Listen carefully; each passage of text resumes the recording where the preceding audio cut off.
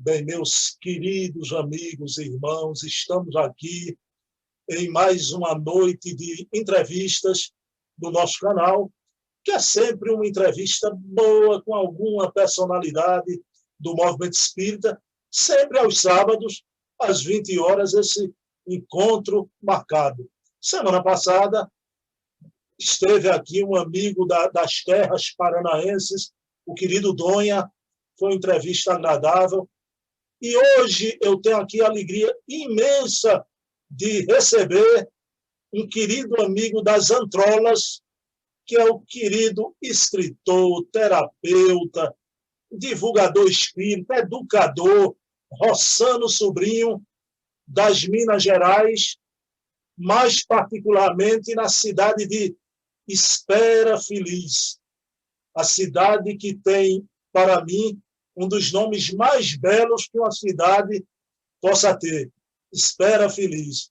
Então, é uma alegria estar aqui com o Rossano. A gente vai conversar sobre muita coisa, sobre a doutrina, sobre o movimento e sobre alguns aspectos interessantes do trabalho do meu querido amigo Rossano. Mas antes, Rossano, convido você, vamos fazer uma prece inicial para a nossa entrevista.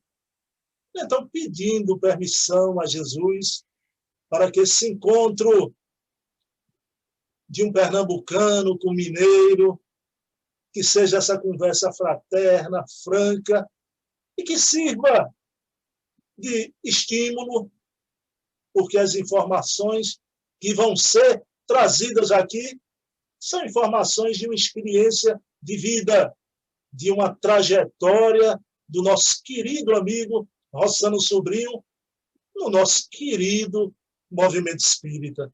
Então, pedindo permissão à espiritualidade amiga que se faz presente na nossa sala virtual, que ela possa inspirar a nós dois, a Rossano e a esse que vai entrevistá-lo, e que possamos ter uma noite agradabilíssima, uma noite de muita luz, de muita paz. Meu querido amigo Rossano Sobrinho, como é que você está, meu amigo? Você, Cíntia, os meninos aí, nessa cidade que tem o nome mais lindo de cidade do Brasil, Espera Feliz. Tudo bom, Rossano? Meu amigo Bruno, queridos amigos do canal do Bruno Tavares, é uma alegria singular para mim estar aqui nessa noite para bater uma bola com esse amigo de longa data. Bruno é um irmão do caminho. Graças a Deus aqui tudo em paz, tudo caminhando mais harmonicamente, embora em plena pandemia ainda, mas com fé, com prudência, com equilíbrio. Cíntia muito bem, Ângeles e Pedro também. Graças a Deus, e eu quero te agradecer, Bruno, pela oportunidade de estarmos aqui para falar dessa proposta iluminativa que é a doutrina espírita nas nossas vidas, essa bússola, né, que norteia o nosso caminho, que nos orienta. E falar de doutrina espírita, certamente, é contatar o Cristo. Como dizia nosso querido Chico Xavier, Espiritismo é Jesus de novo para o coração do povo. Então, quando a gente fala de Espiritismo, a gente está mais próximo, indubitavelmente, de Jesus. Ok. Rossano, querido, veja bem, o seu canal, que eu sou fã e acompanho. Uma semana dessa, Rossano, eu quero falar sobre essa cidade linda de Espera Feliz. Aliás, uma semana dessa não, semana passada, né? Já era tarde da noite, eu estranhei até a hora, quando você publicou um vídeo, e eu estava na minha Smart TV, na TV grande, né? E o vídeo mostrava a enchente que houve agora, né? Há dias atrás, em Espera Feliz. E eu fiquei sobressaltado, mas vi que você caminhou ali pela cidade um pouco, né? Já, mesmo sendo tarde da noite, você naquele estádio de futebol. Mas, Rossana, aí eu me lembrei. Eu digo, meu Deus do céu, Espera Feliz, de vez em quando, né? Me lembrei, há mais de um ano atrás, aquela enchente de 2020, né? Em janeiro de 2020, e tem um aspecto... 2019. Ah, foi 2019. Não. Perdão, 2020, isso mesmo. 2020. A gente fica meio perdido com a pandemia, né? Eu sei porque você falou em 2019, você vai ver. Mas, Rossano, aí o que eu queria lhe perguntar, e tem tudo a ver com a questão dos sonhos premonitórios, né? Eu me lembro bem que na outra grande enchente que eu chamava de uma... que chamam quebra d'água, né? Que eu até pensava que era uma tromba d'água, mas veja bem, fale, amigo. Eles chamam de cabeça d'água. Cabeça d'água. Eu pensava que era tromba, né? Mas, Rossana, aí eu me lembro, foi uma coisa que eu fiquei muito impactado, que você escreveu um texto, pessoal, o Rossano, meses antes, em 2019, sonhou, é um negócio impressionante o sonho premonitório, né, Rossano? Com a enchente que veio, eu queria que você contasse, eu não vou contar detalhes aqui, você narrasse esse sonho premonitório, né? E como é que foi isso? Sim.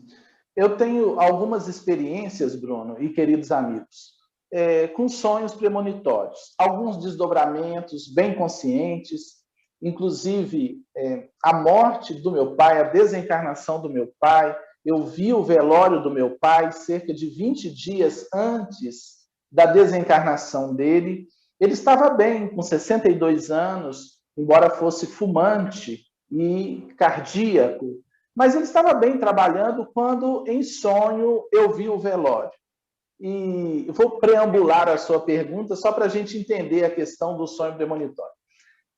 E aí, quando eu despertei, eu pensei, esse sonho ou é psicológico, devido à minha preocupação com ele, por ele ser fumante, ou alguma interferência espiritual negativa para me desarticular, porque você vê o velório do seu pai, né? Embora a gente seja espírita, mas você vê o seu pai dentro de um caixão, você fica, né, assustado, sem ele estar gravemente enfermo.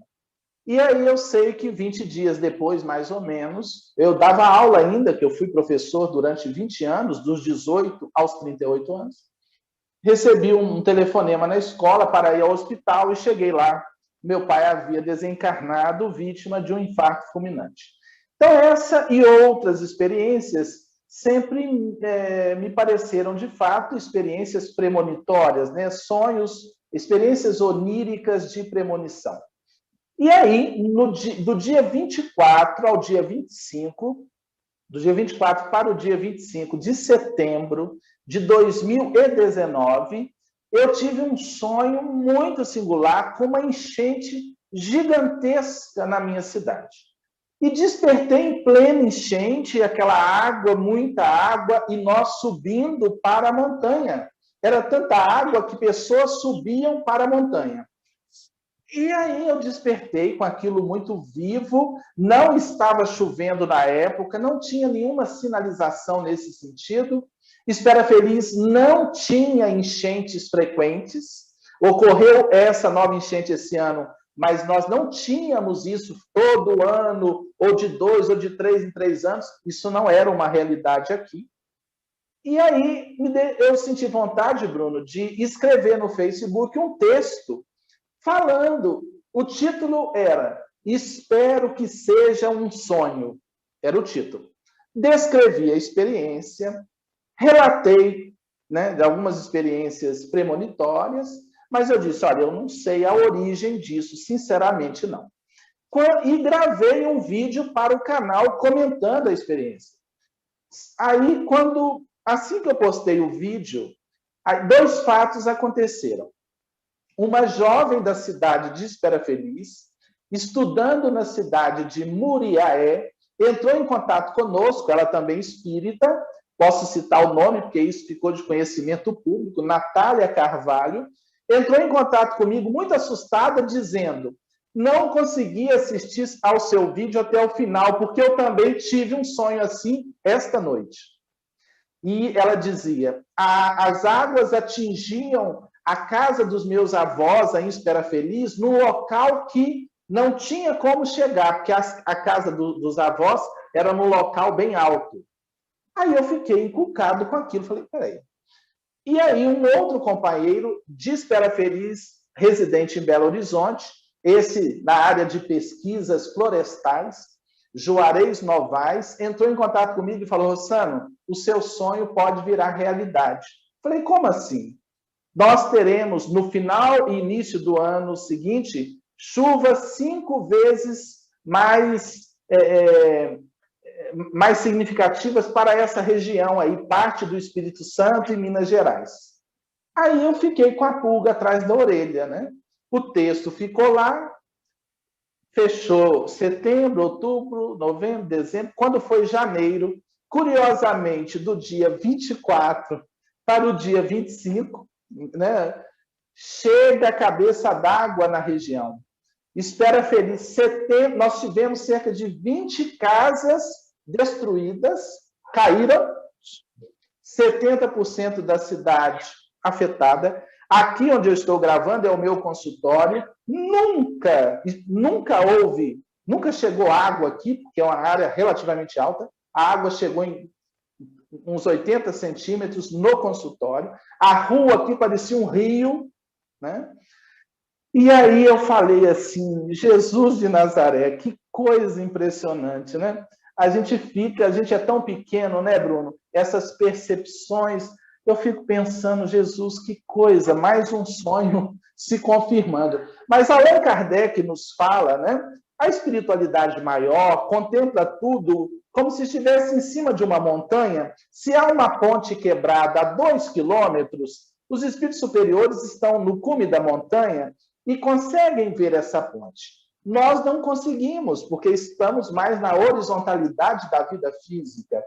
E essas percepções, acredito que a gente entre em sintonia com entidades, né? Com espíritos amigos, que de repente têm essa consciência mais ampla e a gente consegue captar, não só eu, mas outras pessoas, como o caso da jovem Natália Carvalho, que teve a percepção na mesma noite, né? Então, realmente, me parece que depois pessoas vieram dizer: eu também tive uma percepção assim e tal, e aí a gente consegue ver o quebra-cabeça da vida, né? Porque, de fato, muitas coisas estão em vias de acontecer e há a possibilidade da gente captar essas questões.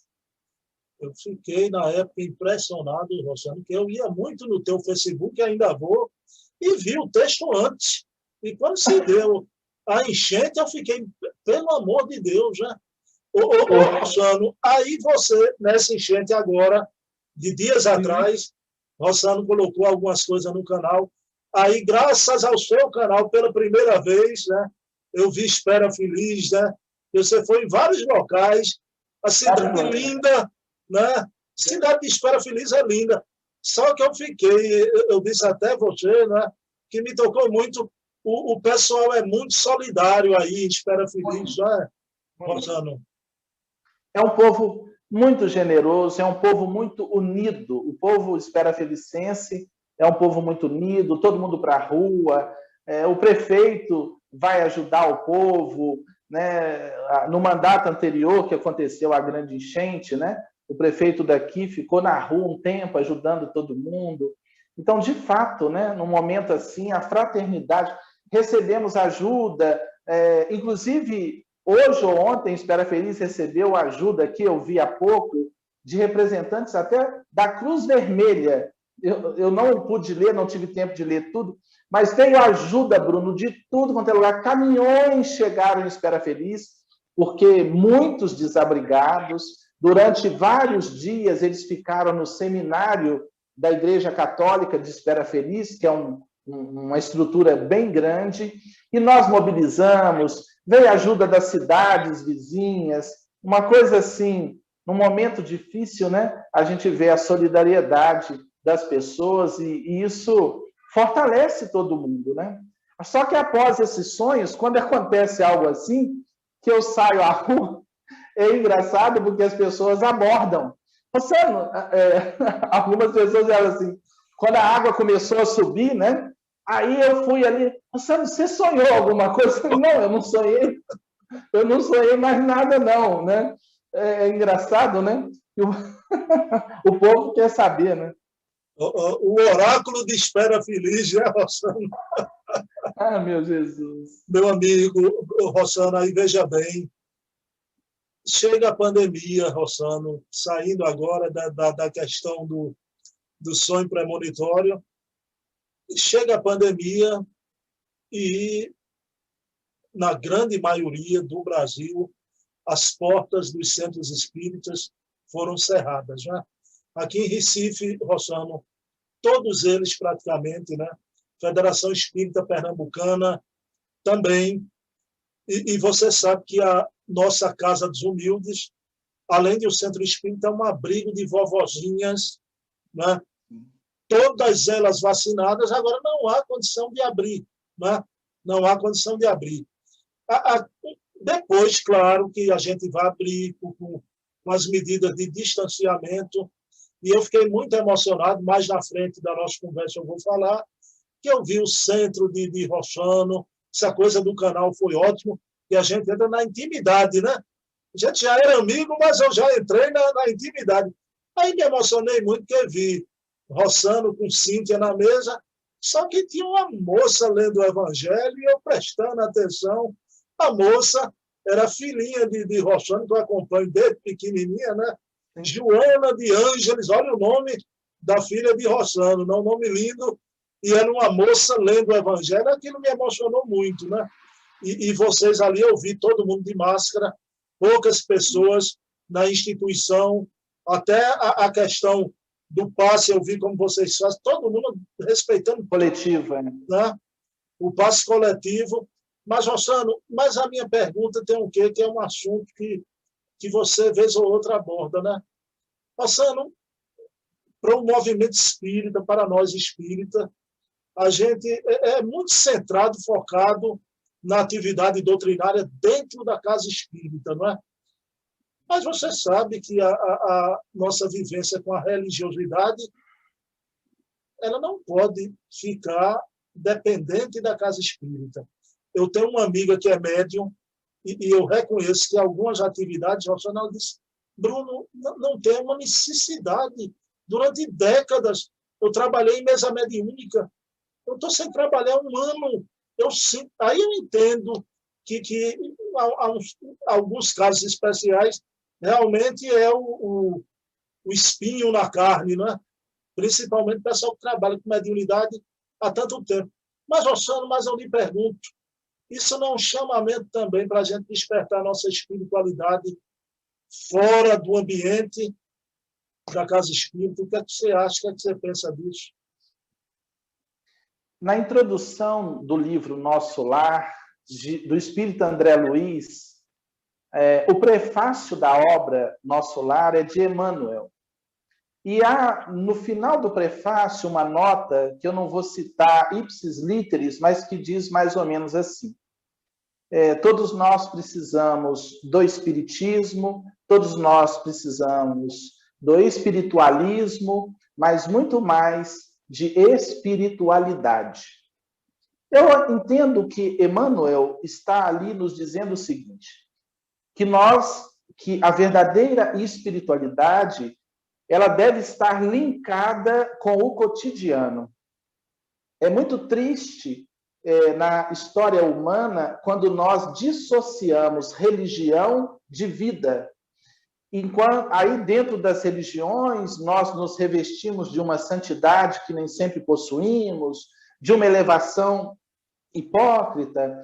E no cotidiano, né, na vida profana, ou seja, fora do templo, a gente, às vezes, não vive nada ou quase nada da proposta. Então, eu acredito que essa experiência, ela é sim para nós acionarmos a verdadeira espiritualidade, nos conscientizarmos, né? Na verdade, Jesus já falou disso há 2000 anos, com aquela mulher samaritana que indagou o mestre onde deveria adorar a Deus, se no templo de Jerusalém, que era o templo oficial do judaísmo, ou se no monte onde os samaritanos tinham o próprio templo. E Jesus, naquele momento, disse que era chegado o momento de Deus ser adorado em espírito e em verdade. Ou seja, o templo de Deus é o universo. Então, onde quer que a gente esteja, nós devemos acionar a vivência, né? Dr. Alírio de Cerqueira Filho fala, né? Conhecer para sentir, sentir para viver. Agora, eu quero abrir um parêntese para dizer, o que eu vou dizer não se opõe a essa afirmativa. Ao mesmo tempo, eu sinto muita necessidade dos trabalhos nas casas espíritas, sim. Por quê? Embora Deus esteja em toda parte, Bruno e queridos amigos, nós não fazemos uma cirurgia no quintal de casa. Nós carecemos de um centro médico especializado para uma cirurgia. Então, eu considero que o ambiente das casas espíritas é portador de uma psicosfera muito específica, que nos auxilia muito, e que nem sempre a gente consegue na intimidade dos nossos lares. Ali é um hospital, com tecnologia específica, né, com uma estrutura energética específica, que nos auxilia muito. Então, nós temos que viver a espiritualidade, sim, em toda parte, mas eu acho muito importante que nós também tenhamos, eu digo assim de forma bem popular, eu acho que o soldado tem que ter o seu quartel. Eu acho que a casa espírita... É lógico que um dia, Bruno, nós não vamos carecer disso, mas, por enquanto, quantos de nós chegamos a uma casa espírita com a mente aturdida, com as energias desarmonizadas, com os chakras bagunçados, e ali a gente começa a ouvir a mensagem, é feita a prece, a leitura inicial, o palestrante começa, e ali há muito socorro. Me permita uma experiência de meu filho Pedro. Pedro tem 10 anos, e ele me sensibilizou recentemente, porque nós terminamos uma reunião, nossa reunião, para os amigos do seu canal, que possam assistir toda segunda-feira, às 19h30, no nosso canal, Rossano Sobrinho, aí no YouTube. Então, terminamos a reunião com o passo coletivo, e aí o Pedro sentou lá, ele sempre acompanha, ele vai para a Casa Espírita. Como ele só tem 10 anos e nós não estamos tendo a evangelização, e a reunião não é exatamente para a idade dele, ele fica no celularzinho dele, sem som, do lado da minha esposa ou da irmã dele e tal. Eu sei que ao final da reunião tem o passe, ele sentou ali para tomar o passe, terminou a reunião, fomos comer alguma coisa, lanchar, e quando chegamos em casa, eu sentei na sala e ele veio sozinho. Ele é muito, muito bonzinho, é um menino de ouro. E aí ele chegou, falou assim, pai. Eu falei, oi, Pepe. A gente chama ele de Pepe. Oi, Pepe. Falou assim, pai, eu vi um espírito.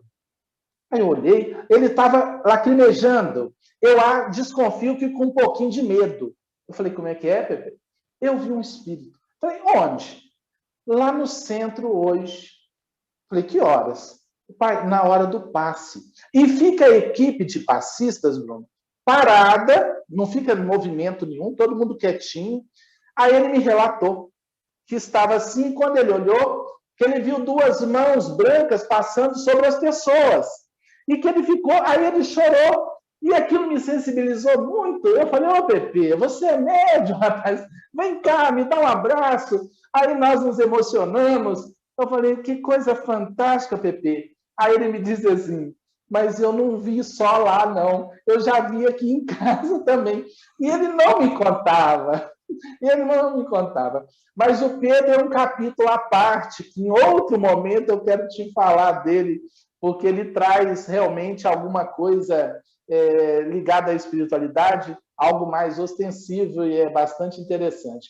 Mas então, voltando à sua pergunta, não podemos ter essa dicotomia. Se eu deixasse o movimento espírita hoje, eu prosseguiria espírita, porque é um estado, é uma forma de ser em qualquer lugar. Mas eu entendo o movimento espírita como o nosso campo de trabalho mais intenso, de estudo. Como diz André Luiz, espiritismo é a universidade da alma. E a gente pode fazer espiritismo em qualquer lugar, como estamos fazendo aqui, mas a frequência aos núcleos, assim que possível, né? Com toda a prudência e tal, eu acho muito importante, porque ali, a meu ver, há um concurso energético mais especializado e que, fora daquele contexto, não é tão simples de se obter. Meu amigo, humanamente falando, viu Rossano? Né? A gente lá na Casa dos Humildes, eu tenho uma amiga, minha amiga Valéria Pessoa, que também é oradora, divulgadora. A gente, quando lembra da nossa reunião da sexta-feira, porque não é só a reunião estudo, Rossano. Termina a reunião, a gente fica naquela confraternização. Confesso a você que, às vezes, eu tenho vontade de chorar, porque é uma falta que a gente sente, nada substitui. Agora, Rossano está certíssimo, né? A gente não pode vivenciar a religiosidade, a nossa religação com Cristo, somente no ambiente da casa espírita, né? Agora que ela é uma célulazinha indispensável. Mas, Rossano, fala para a gente como é o nome da tua instituição espírita, não é? Quanto tempo tem de fundada? E é uma casa grande, né, Rossano? Um auditório razoável, grande, né? Sociedade Espírita Paz, Amor e Caridade, CEPAC. Nossa casa tem 90 anos. 90 anos. Nós temos mais de 200 frequentadores. Nosso templo comporta 150, apertado 170 pessoas. Já falei para 170 pessoas na nossa casa. Uma história interessantíssima, se você me permite. Uma família começou a vivenciar, né, há quase um século, dramas de obsessão. A dona da casa sofrendo com grave obsessão, não tinha cura, nenhum médico dava conta. Quando alguém disse ao esposo dessa senhora, e a casa era onde hoje é a CEPAC, tem um homem na rua tal, na rua Major Pereira, estudando umas coisas lá de Allan Kardec. Já que o senhor tentou tudo e não obteve a cura, procure ele. Ele foi até o senhor estava lendo a codificação. Começaram a estudar juntos. Em breve formou-se uma reunião. O espírito que atormentava a senhora se apresentou na reunião. Recebeu as orientações, a senhora foi se recuperando e curou-se. Ali passou a funcionar uma reunião. Posteriormente, a família doou a casa para ser um centro espírita. Eles tinham condição. E depois, mais à frente, os filhos desse casal, já adultos, formados, morando fora, vieram e reformaram. Aquilo deixou de ser uma casa, praticamente fizeram o templo, por gratidão à cura que a mãe havia obtido através do Espiritismo. Surge assim, Espera Feliz, a Sociedade Espírita Paz, Amor e Caridade. Que história linda, né, rapaz? Impressionante. Rapaz, 90 anos, Rossano, a nossa Casa dos Humildes, que é uma casa conhecida e tradicionalíssima aqui em Pernambuco, tem 56, vai fazer 57. 90 Nossa. Anos, meu amigo. Muito tempo. Daqui a 10 anos. Eu me sinto, Bruno. Ô, Bruno, sabe como eu me sinto? Eu, antes de ser espírita, eu passava em frente à casa, eu de família católica, e me persignava. Eu fazia, antes de ser espírita, eu passava em frente ao centro, eu achava aquilo, eu criança, né? E aí eu entrei pela primeira vez na reforma da casa como músico, que eu sou músico. Eu toco sax, e eu tocava numa banda de música. E quando inauguraram a reforma, quando fizeram um momento na Casa Espírita, eu fui com meu pai, que era maestro. Então, eu entrei lá e eu senti uma coisa tão divina que eu saí flutuando. E aquele registro ficou. Posteriormente, através da obra de Kardec, eu me tornei espírita. E eu sinto que eu estou vinculado a essa casa, eu estou com 45 anos, de lá para cá. Eu sinto que essa obra, eu estava no parte espiritual quando ela surge. Então, hoje, a CEPAC é minha casa também.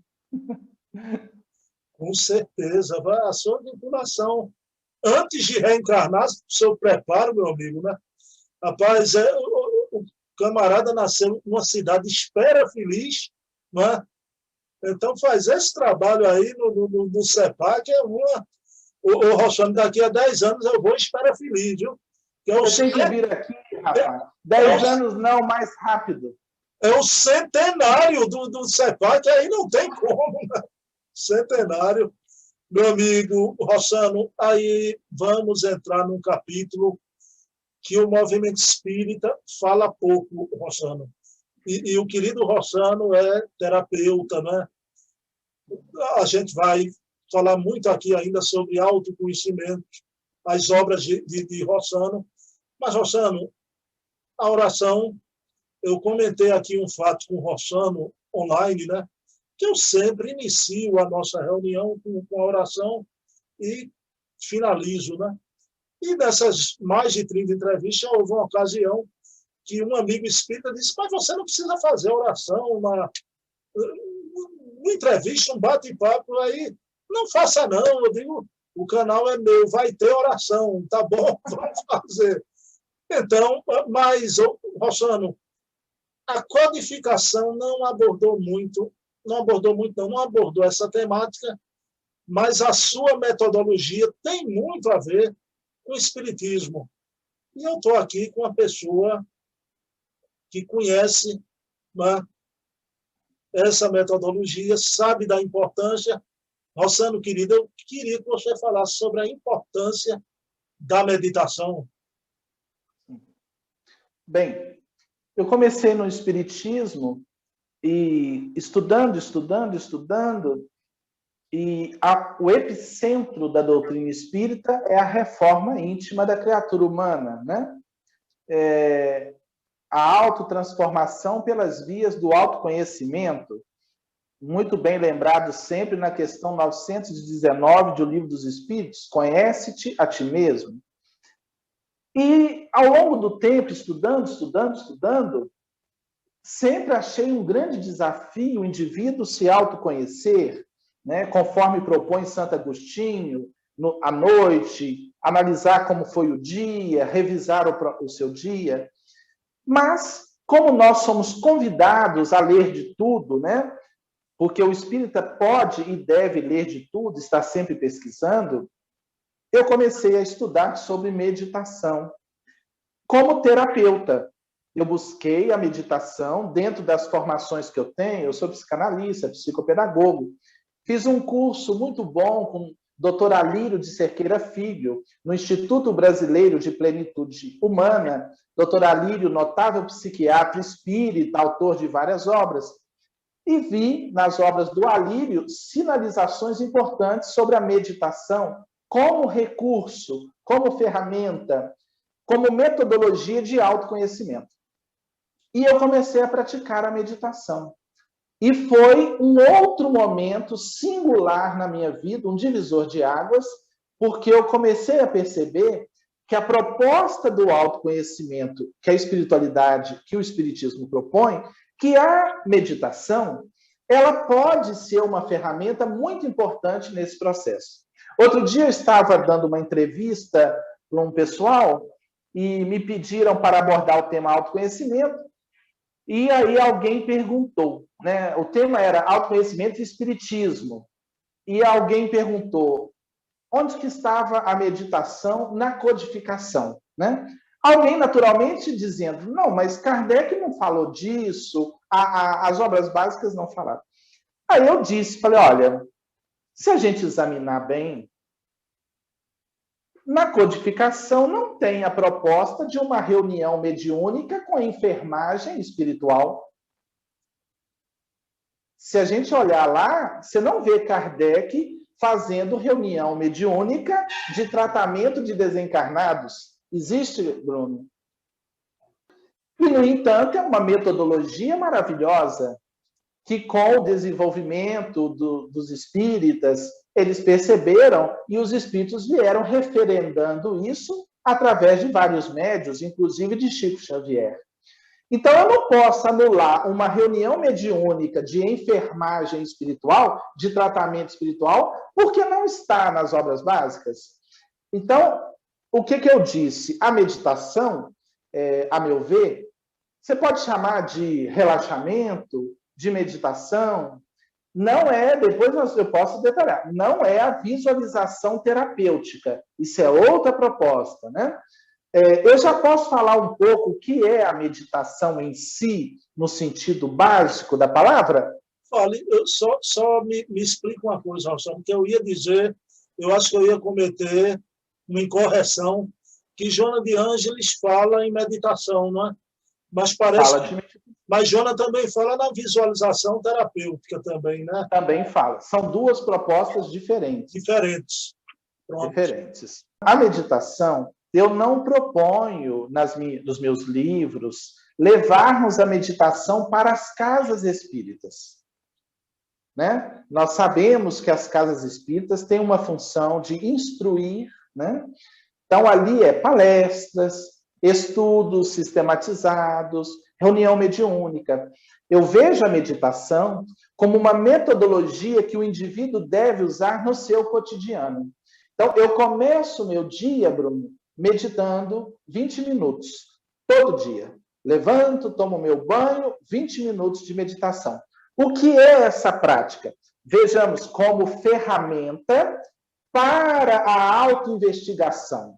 Porque na meditação, eu vou explicar o que é a meditação. Meditação que a gente propõe 3 coisas básicas. Observar a respiração, observar o corpo sem movimentar-se, sentir o corpo, e observar os pensamentos que passam. Então, você fica quieto no lugar. Durante o tempo mínimo recomendável é de 15 minutos. Quem não consegue, comece com 5, comece com 10, mas o ideal, tempo mínimo, 15 minutos. E aí, você começa a relaxar, a poeira mental a assentar. A nossa mente, ela funciona em 4 ritmos psíquicos. Delta, teta, alfa, beta. Delta, de 4 ciclos para baixo, é o sono profundo. Teta, de 4 a 7 ciclos, relaxamento profundo. E existem os 2 ritmos, alfa e beta. Esses que nos interessam. Isso é ciência. Beta é de 12 a 40 ciclos de pensamento por segundo. É a mente agitada. Nesse ritmo é angústia, insatisfação, ansiedade. E a ansiedade é a plataforma para os outros transtornos. A fobia, a depressão, o transtorno obsessivo-compulsivo, né? Então, a meditação arranca-nos de beta, que é essa agitação, para alfa. 7 a 12 ciclos de pensamento por segundo. E nesse ritmo, você sente bem-estar. Eu digo que 80% dos nossos problemas são pensamentos. E a meditação nos desidentifica dos pensamentos, porque nós temos pensamentos, isso é palavra de Joana de Ângeles, espírito. Nós temos pensamentos, mas não somos os pensamentos. Nós temos emoções, mas não somos as emoções. Nós somos a fonte consciencial dos pensamentos e das emoções. Só que eles têm vida própria, Bruno. E a criatura humana, 80% da humanidade, está identificada com essa mente, com esse turbilhão. Aquela pessoa que você vê falando sozinha para a rua fora, a diferença dela para nós é que ela está exteriorizando pela oralidade a cantilena mental. Mas nós também temos essa cantilena mental. E essa cantilena mental é uma parede psíquica de agitação que nos impede de sentir a vida. Quem nos ouve nesse momento? Quantas pessoas tomam um banho e não sentem o banho? Contemplam uma paisagem, sabem conceitualmente que é bonita, mas não conseguem fruir, sentir a beleza da paisagem. almoçam, se alimentam, mas não sentem, porque elas estão em processos internos, a agitação, estão em beta. Então, a proposta da meditação é desacelerar para entrar em comunhão, em sintonia com a vida, sentir melhor a vida, estar no momento presente. Porque quando nós estamos muito na mente, em beta, ou nós estamos perdidos no passado, ou nós estamos no futuro. Sobre o passado, disse Jesus, quem toma do arado e olha para trás, não está apto para o reino de Deus. Passado. E sobre o futuro, não vos inquieteis pelo dia de amanhã. A cada dia basta o seu cuidado. Olhai os lírios do campo.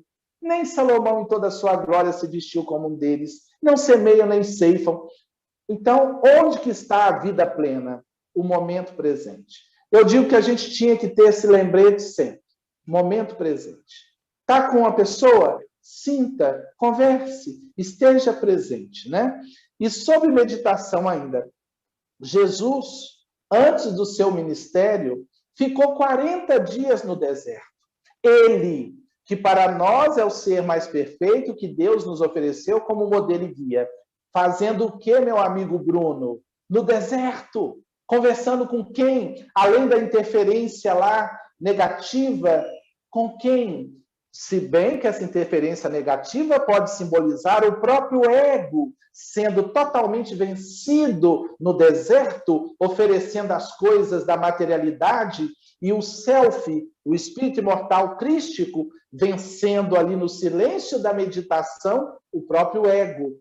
Jesus periodicamente se afastava. Não tinha o trânsito que tem hoje, não tinha celular, tanta agitação, e ele se afastava para orar e meditar. Se o mestre, em sintonia plena com Deus, tinha necessidade do silêncio, e nós?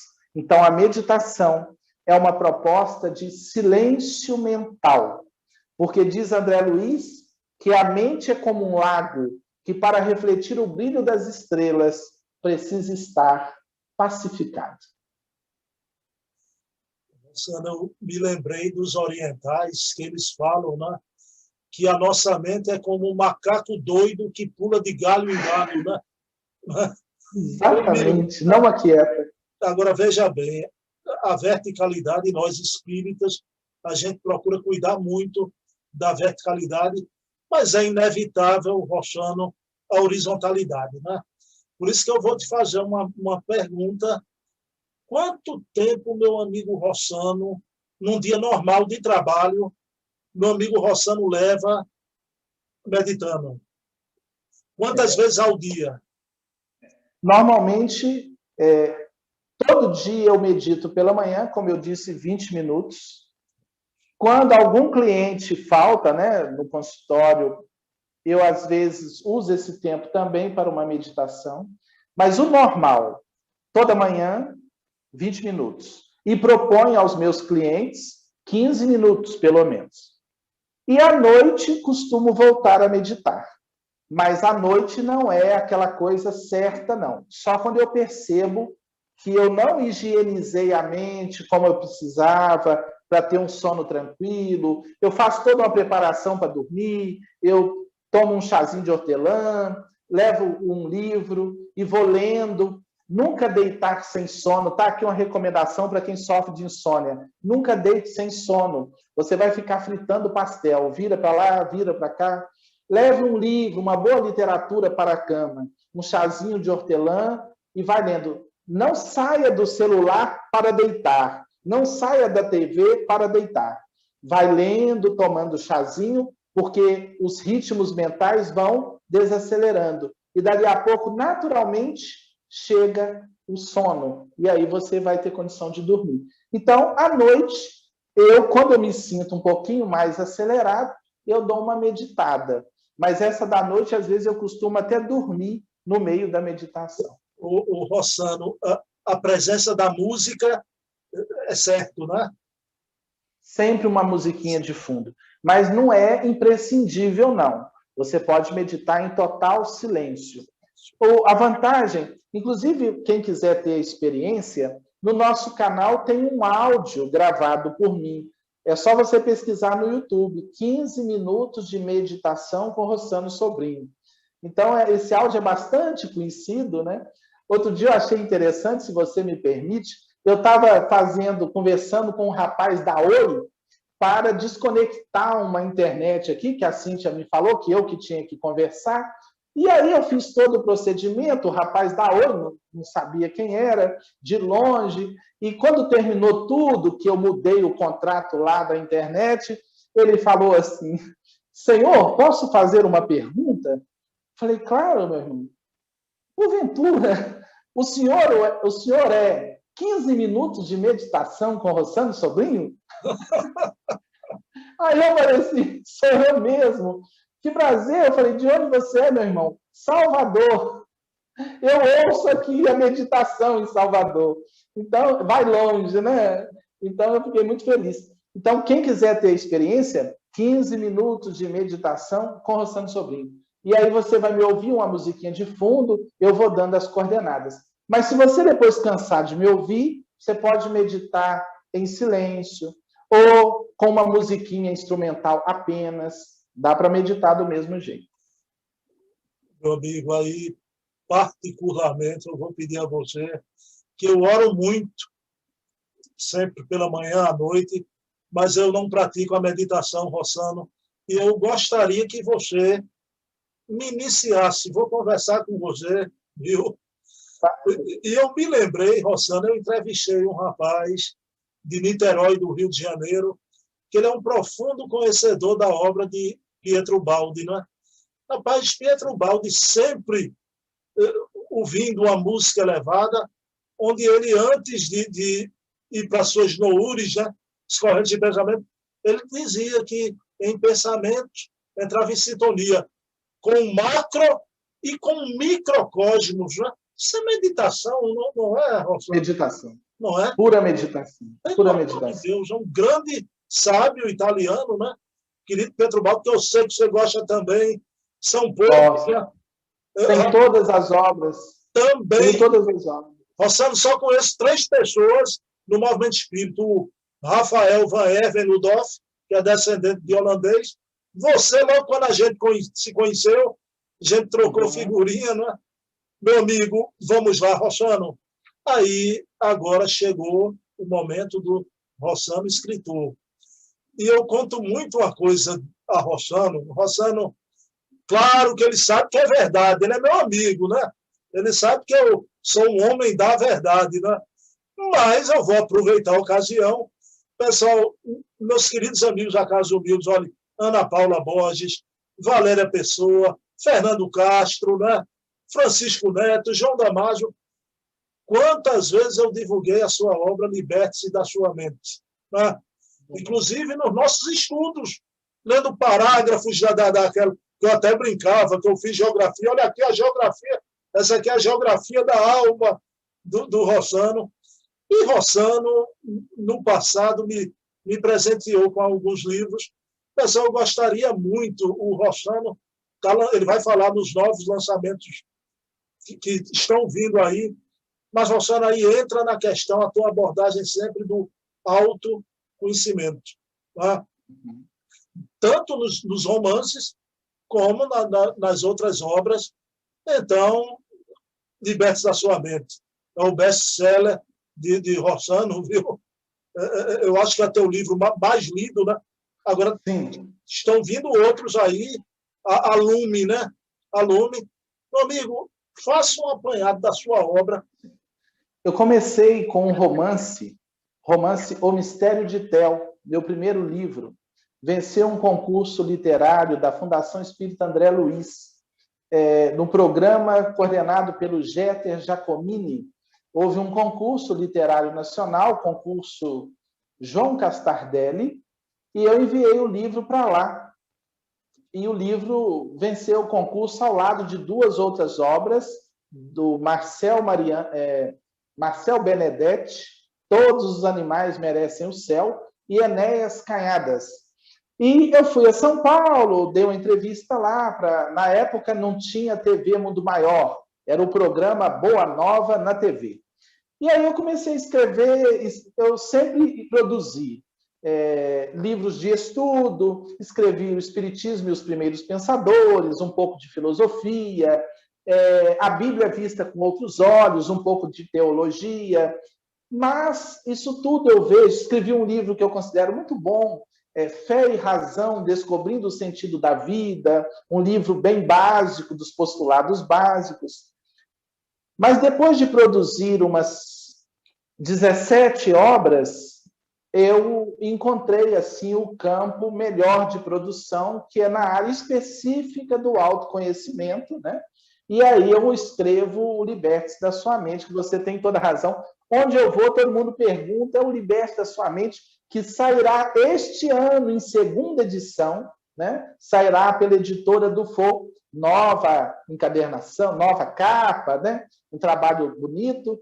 E aí eu escrevo, né, o Liberte-se da Sua Mente, depois eu venho e produzo o Mente Limpa, está aqui para eu mostrar. Chegou aí o seu? Já chegou aí?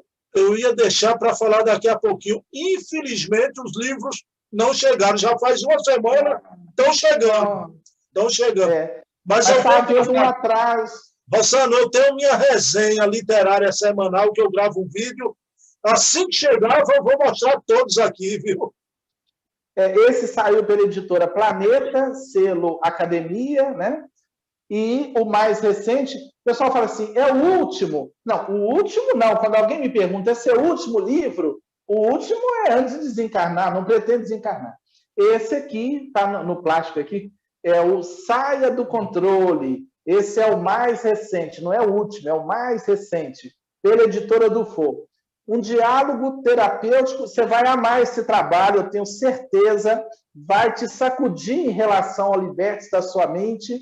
Ele é dividido em 4 partes, se você me permite. A primeira parte, o estudo da mente. A segunda parte, saúde e espiritualidade. A terceira parte, relacionamentos. E a quarta parte, meditação. Tudo à luz do conhecimento espírita. E então, a minha obra se divide mesmo. Nesses livros primeiros, romances e livros básicos assim de reflexão espírita, e o Liberte-se da Sua Mente é o divisor de águas aí do meu singelo trabalho, quando eu começo a produzir obras para a gente aprender a colocar a espiritualidade em prática, a gente se conhecer, né? Os espíritos dizem que espiritismo na cabeça é informação, espiritismo no coração é transformação. Então, sem internalização do conteúdo, nós seremos apenas intelectuais espíritas. E muitas vezes, Bruno, eu estou diante de um irmão do caminho e de pessoas que te acompanham, muitas vezes eu vejo que nem sempre a nossa eloquência, a nossa oratória, a nossa apresentação nas casas espíritas condiz com uma vivência realmente fraterna, amorosa, aquilo que Chico Xavier vivenciou muito bem. Eu penso que a gente não pode perder o apóstolo Chico Xavier sem idolatria, mas como referência, porque o Chico, ele conseguiu, na verdade, todos os grandes seres, eles vivem isso, né? Porque às vezes a nossa oratória é linda, às vezes o nosso conhecimento é brilhante, mas nem sempre no dia a dia, na convivência, existe uma aplicabilidade, existe algo que realmente nos torna melhores, né? Então, o meu trabalho é como, porque todo mundo já sabe o que tem que fazer. Agora, a questão é como. Todo mundo sabe que tem que amar. A questão é como fazê-lo. Todo mundo sabe que tem que se autoconhecer. Um dia um amigo falou, Rossano, eu vou à casa espírita, eu ouço os conceitos, a proposta. A questão é como. Então, o nosso esforço é de mostrar. E a meditação é uma chave muito importante da gente se perceber, da gente aprender a não reagir intempestivamente. Eu digo que a gente já age relativamente bem, mas a gente reage pessimamente. Nós tombamos nas nossas reações, né? A gente já é capaz de uma cesta básica, de um cobertor, de um prato de comida, de um ato de generosidade, mas quando alguém pisa no nosso calo, a gente reage. A fera bravia e rompe, e lá vai o homem velho fazer bobagem. Então, o grande desafio nesse momento, as nossas reações. E sem autoconhecimento, Bruno, sem fazer uma pausa para gerenciar a emoção, os pensamentos, a gente não consegue mudar, né, as nossas reações. A meditação entra justamente nesse ponto, quando você é capaz de olhar de fora. Graças a Deus, em momentos muito difíceis da minha vida, como a partida do meu velho pai, que eu narrei, quando o médico destampou o corpo, que eu olhei, eu saí da emoção, entrei numa faixa de observação, te digo isso com toda a sinceridade de alma, e eu vi duas portas diante de mim. Ou eu me entregava à emoção e ia chorar e deixava alguém cuidar de tudo, só que eu sou o filho mais velho. E minha mãe, hoje com 85 anos, e na época já com uns 70 anos, eu tinha que cuidar dela, eu tinha que gerenciar as coisas. E graças a Deus, isso tudo me ajudou naquele momento, e o amparo da espiritualidade que todos recebemos, a gerenciar aquilo sem ser dominado pelas emoções. E isso serve para tudo. Diante de uma agressão, diante de uma notícia difícil, diante de um ataque, uma calúnia, a gente buscar um campo de observação, sair da intempestividade e compreender que nós somos todos aprendizes. Que eu falho, você falha, o outro falha, e o que importa é recomeçar com dedicação, fazer os ajustes, não cancelar ninguém, né? Essa mania de cancelar as pessoas, porque Emmanuel diz assim: não podemos abandonar uma peça de madeira por apresentar um simples nó.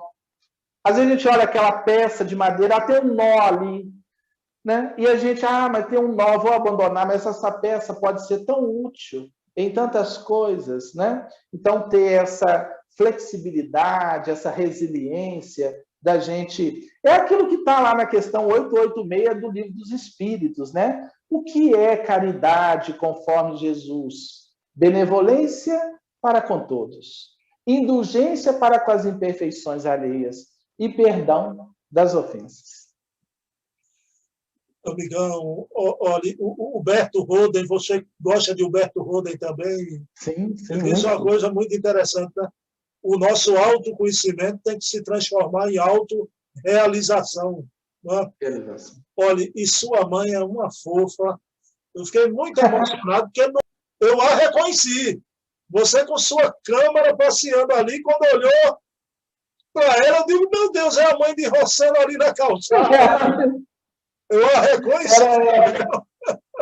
Diga a ela que ela está famosa, viu? Até aqui. Famosa. Aquele vídeo já deu mais de 4.000 visualizações. Ela ficou muito feliz. Eu estou famosa. E ela é muito serena, né, Rossano? Tem fotos dela com você, que é uma coisa linda mesmo. Ela era católica. Depois ela virou espiritólica. Agora ela espiritou de vez. Mas eu nunca falei para ela nada, venha para cá. Só que agora ela só vai para o centro com a gente. E aí, meu amigo, essa novidade, o escritor, terapeuta, espírita, não é? Então, se transformou num youtuber agora, né? Como é, Rossano? E essa experiência na pandemia é uma necessidade, né? Como é que tem sido o canal Rossano Sobrinho, que está aqui embaixo na descrição, viu, pessoal? Quem quiser acessar, né? Ele até contratou uma contratação daqui, ó. A orelha cai, mas... Diga aí, fala do teu canal, Rossano. Eu comecei com o canal há bastante tempo, mas eu gravava de vez em quando alguma coisa, né? A rotina muito puxada, a casa espírita. E aí foi por conta da pandemia que eu pensei assim, eu vou utilizar melhor essa ferramenta, né? E aí eu pensei, não, eu vou incrementar isso. Eu depois veio tudo. Eu queria dizer assim, o Bruno, fazendo um link ainda com a meditação. Muitas coisas que eu faço provém de experiências durante a meditação.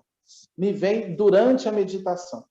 e às vezes eu ouço os espíritos, frases, às vezes eles me mostram imagens, né, como se fossem clichês, eles acionam no psiquismo do médium símbolos, imagens, conceitos, mas não é fácil, porque há uma mistura, né, do mental e o mediúnico, que é o animismo, mas, na verdade, não há mediunidade sem algum nível de animismo, tá?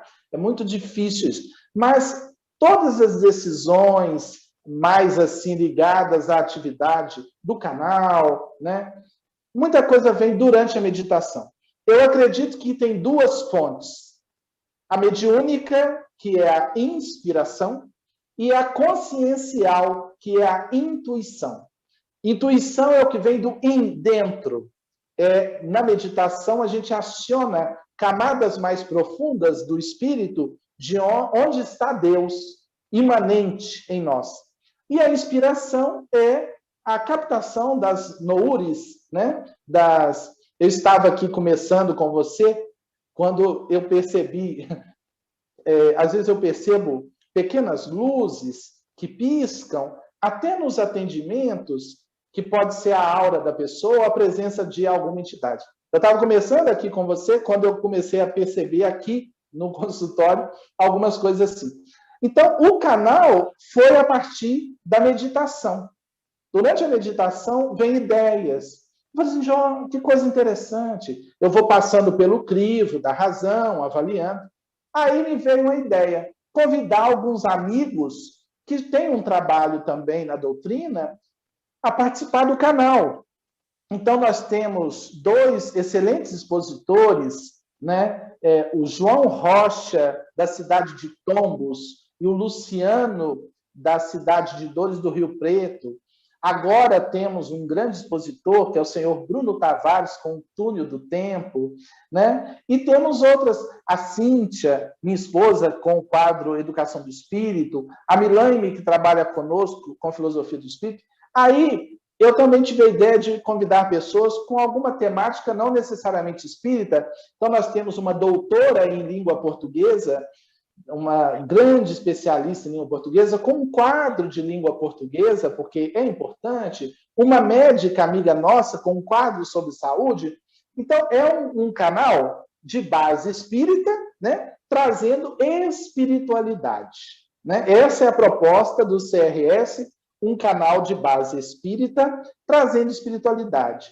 E aí a gente começou, e pessoas apoiam, nós temos um clube do livro, pessoas que querem ajudar o canal se associam, com a parceria com a livraria de Belo Horizonte, Novos Rumos, com a livraria espírita da companheira Cleide, e a gente vai devagar. Eu gosto da proposta de Madre Teresa de Calcutá. O importante não é fazer grandes coisas, é fazer as pequeninas de forma grandiosa. Então, aos poucos o canal vai crescendo, as pessoas vão chegando, e tem sido uma experiência muito rica, muito boa. E fica aqui, eu quero o meu agradecimento à secretária do canal, que é a Milaime, né? Que é um amor de pessoa. A Milaime, eu pedi, Roxane, que você tenha a propaganda da livraria, né? Eu digo, Milaime, eu coloquei uma foto lá do Gaston Lúcio, dá para você tirar aquela propaganda. Bruno, fique tranquilo, ela vai para outra posição. Aí eu pedi, olha, Milaime, tem as playlists, vai ter a playlist do Túnel do Tempo. Aí eu já soube que é Joana de Ângeles que prepara as playlists, né? Quer dizer, você terceiriza, né? Então, é toda uma equipe. Tem uma equipe trabalhando aqui, rapaz, porque o consultório me consome muito, né? E os livros, no epicentro da minha vida de movimento, assim, tá, né? A minha família, o consultório e os livros.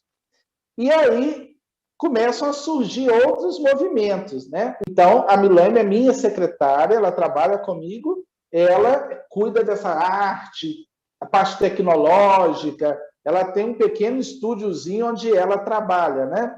A Cíntia me ajuda.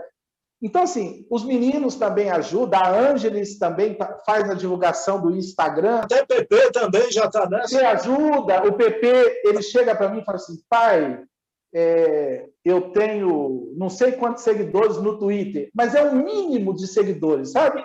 Já divulguei lá. Falei, ó, beleza, 20 seguidores. Tá bom, Pepe, já é alguma coisa. Ô, meu amigo. Rossano, querido, que alegria, né? Que alegria. Aliás, pessoal, esse clima, eu e Rossano é sempre, viu? É sempre. Rossano é uma alma queridíssima, né? Do meu coração, e ao longo do tempo vai se solidificando ainda mais essa amizade. Meu querido, suas palavras finais para o pessoal que nos assistiu nessa 1 hora e pouca, suas despedidas aí para o pessoal do nosso canal, Rossano. Que mensagem você traz para a gente nesse momento tão difícil para a humanidade? Um momento como esse, os espíritos dizem que muitas vezes é necessário que o mal chegue ao excesso para que se verifique a necessidade do bem e das reformas. Antes da pandemia, durante muito tempo, eu me perguntava assim, o que vai acontecer para a humanidade ter algum despertar? Nós temos 2 milênios de evangelho, 160 anos de doutrina espírita, e a criatura humana ainda tão na horizontalidade, tão dominada pelos instintos mais baixos, sem o amor, a poesia, a filosofia, as artes, a estesia. O que vai acontecer, né?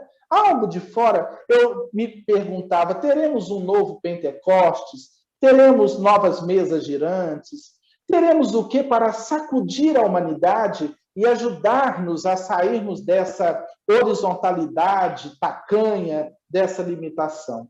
E aí chega o coronavírus, que está aí mexendo ainda com todos nós. Eu acredito que é um grande chamado ao autoconhecimento, à autopercepção e à transformação. Acredito que teremos uma busca muito grande de espiritualidade e nossas casas espíritas devem se equipar cada vez mais humanamente falando para acolher esses irmãos que vão chegar. Mas, na noite de hoje, eu quero dizer assim, que me sensibiliza muito estar aqui com você, Bruno, porque você é um irmão do caminho de verdade, e nessa seara, nesse caminho, a gente não encontra amizade tão facilmente, não. Né? Aquela coisa, eu quero ter 1 milhão de amigos, é da poesia do grande Roberto Carlos, porque os amigos mais próximos, que fazem uma sintonia maior conosco e que vão além da geografia, da distância geográfica, isso não é tão simples assim. Há um texto de Emmanuel que eu considero dos mais lindos, chamado Solidão. Se eu não me engano, está no livro Fonte Viva, ou Vinha de Luz, não me recordo. E que fala que, na medida que a gente vai caminhando, buscando, né, nos melhorarmos, que muitas vezes a gente se sente só, mesmo às vezes rodeado de muita gente. Porque, repito, a humanidade ainda está muito distante de certos valores. E estar com você aqui nessa noite, né, estarmos sempre conversando, permutando experiências de família, de espiritualidade, de vida, é para mim um presente, e eu digo isso com toda sinceridade. Então, a minha alegria nessa noite é estar junto de um irmão tão querido, né? Um abraço aí em Pernambuco, em todos os irmãos, e eu quero que você venha nos visitar, mas não daqui 10 anos, quando for possível, venha aqui participar com a gente, vem com a sua esposa, né? E é uma alegria estar aqui com você nessa noite e ter tanta coisa boa nesse espiritismo, né? Que nos inunda de alegria e de esperança de dias melhores.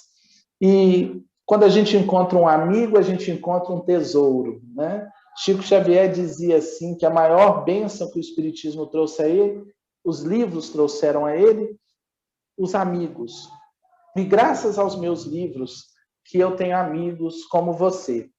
Quando eu publiquei o meu primeiro livro, eu recebi uma visita de um amigo de Belo Horizonte, espírita.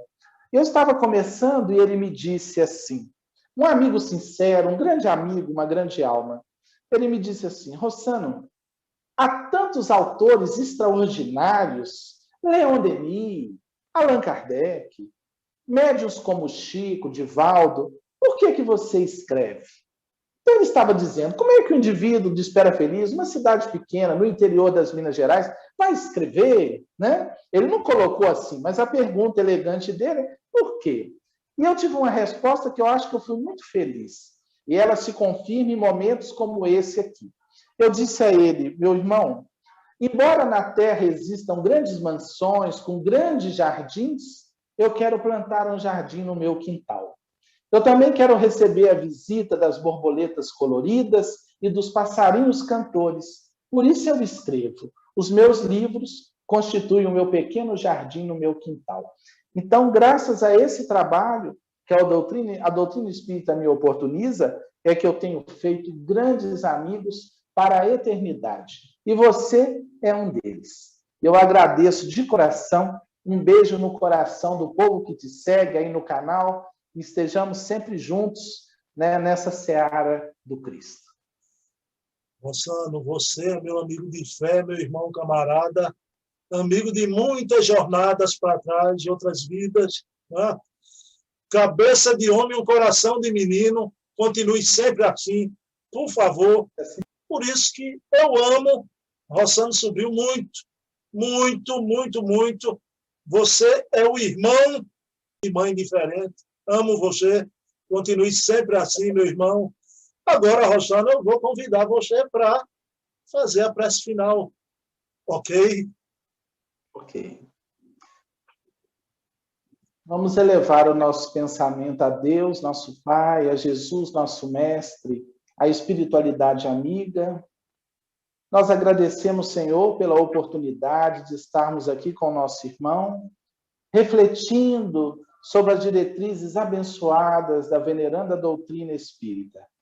Ajuda-nos, Senhor, a levar-nos para o nosso dia a dia, para a nossa vivência em família, no trabalho, em sociedade, esses valores indestrutíveis da doutrina dos espíritos, para que possamos construir o reino de Deus dentro de nós e em derredor dos nossos passos, para que possamos valorizar os tesouros que a ferrugem não carcome, a traça não corrói, nem o ladrão pode roubar.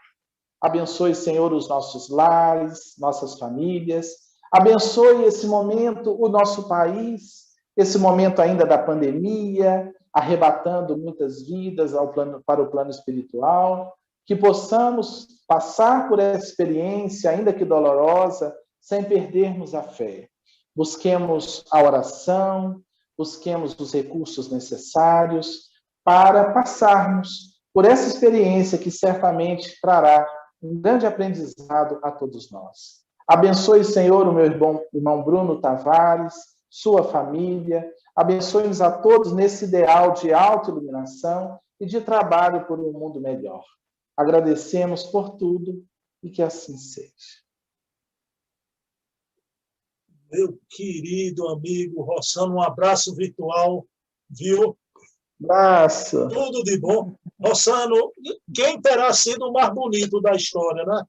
Pessoal, antes da gente entrar, a gente estava disputando quem ia ser o mais bonito. Eu disse que ele estava parecendo filho de barbeiro, todo penteado, né? A gente vai ser contratado para alguma novela aí, pode ter certeza. Amigão, um beijo na alma, Rossano, viu? Beijo. Nos falamos daqui a pouco. Paz e bem. Foi uma honra. Foi uma honra. Toda minha.